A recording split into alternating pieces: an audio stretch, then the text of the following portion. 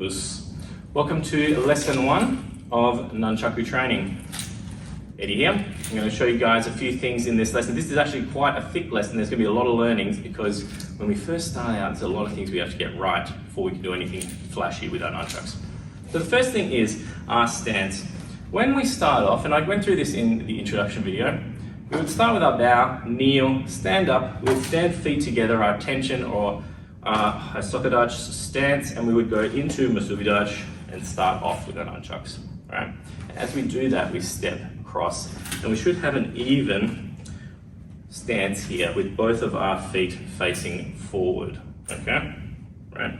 This is called hike dutch in Japanese, and it's basically a parallel stance, shoulder width apart, and we're facing straight up. Holding our nunchucks out like this, right? And what that is basically doing is it's setting us up to go either way when we start. And there's a lot of different reasonings behind why people do these different things, but this is at the kids level, what we're doing, right? So from there, that stance, our knees shouldn't necessarily be dead straight. They should be bent. And this will help your kids build strong core and leg muscles by standing with bent knees, right? Slightly bent, almost straight. So you can see here, my leg is not dead straight. If I was dead straight, I'd be there. It's slightly bent. It will also mean, from a self-defense perspective, if they get hit on the knee, it's not going to buckle their knee back, right? So this is something we do when we do training with nunchucks, because most of it to start with, like our younger level training, is stationary, right? We're getting to moving later.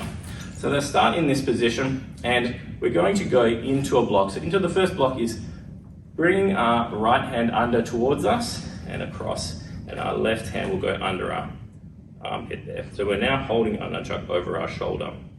This is a good point to start for striking, for swapping over as well. So we start there for striking, and now we're going to go through impact points. So when we strike with a nunchuck, as we strike, we want to keep our other hand out of the way. If we have our hand out there, we're going to get hit. If we're thinking about blocking, might get hit with it.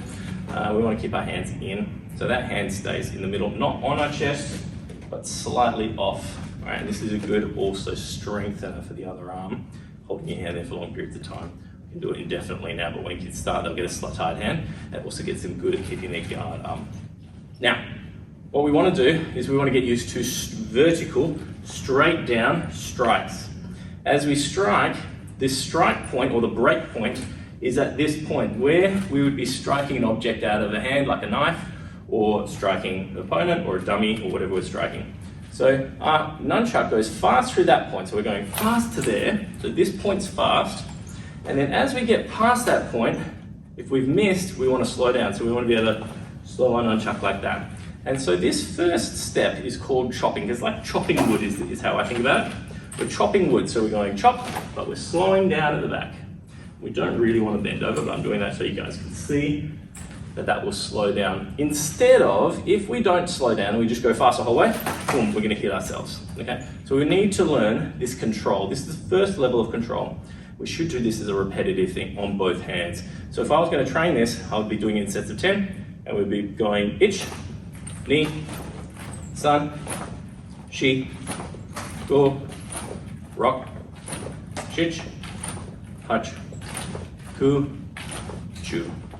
And of course then I would change hands. They don't have to change it this way at this stage. They can just swap over, go back over their shoulder, other hand in the middle, ich, ni, san, shi, go, rock, shich, hach, ku, and chu. And you notice as I strike my elbow, as I come back, comes outwards, right? Not this way. If it's this way, there's nothing really for it to sort of bend on. If it's outwards, we can get used to things we're going to do later. So the elbow, as they strike, will go forward. As they come back, will go to the side, like they're doing a bicep curl. All right. So that's how that strike goes. Now that is chopping.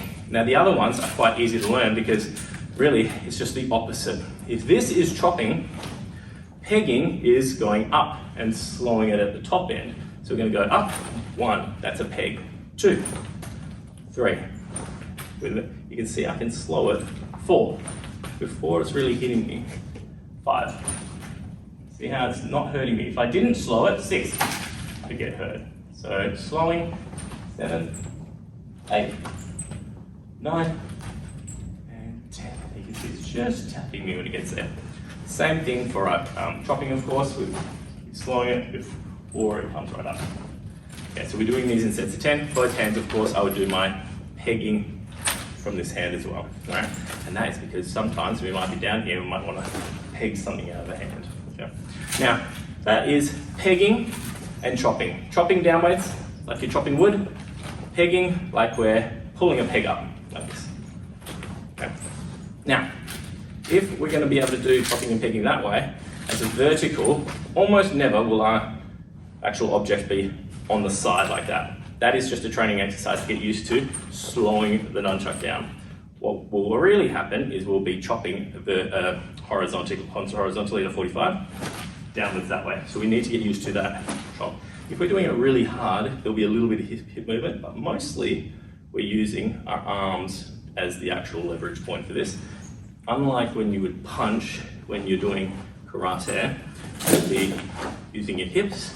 This, we're using our arm really more than our hip. You can put a little bit of hip just to slow it down so you're ready to peg back when you come. So we do these horizontal pegging and chopping. So chop, peg, chop, peg, chop, peg. We want to do 10 of those, so up to 10. Then we will switch over, the other hand, chop, peg, chop, peg, chop, peg, chop, peg. Okay? So that's how we do 45 degrees chopping and pegging. Okay? As we go up this way, our hand's going to be facing downwards. As we come up this way, our hand's going to be facing upwards. So different skills. And of course, when we do them on the other hand, it's the opposite. Okay? So we have to learn to do that.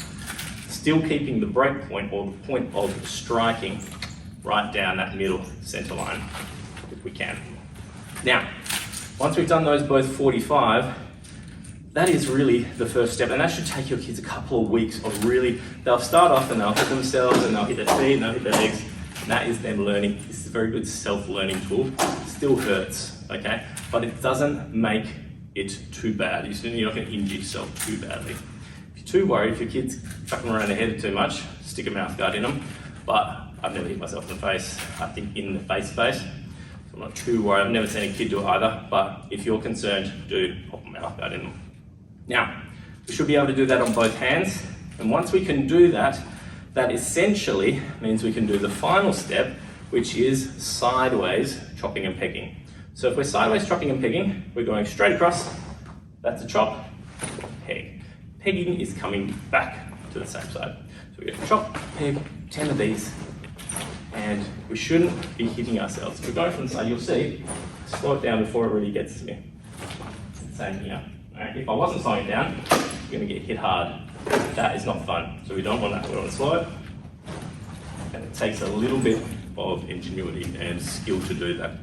Once they can do that, that leads us on to a classic move in Nunchaku land, which is the Bruce Lee triangle, which essentially, from our starting position here, goes down 45 degrees, across, and back up. So at speed, that triangle looks like this. And that is the first real sort of move that they can do combined. And what it basically means is we've struck something out of someone's hand, they've come for us again even without the weapon in their hand, we strike them again, and then we can come back up. All right, so we've gone down 45, peg back across, back up and over. All right. And that is lesson 1 for Nunchaku practice. Practice all of those.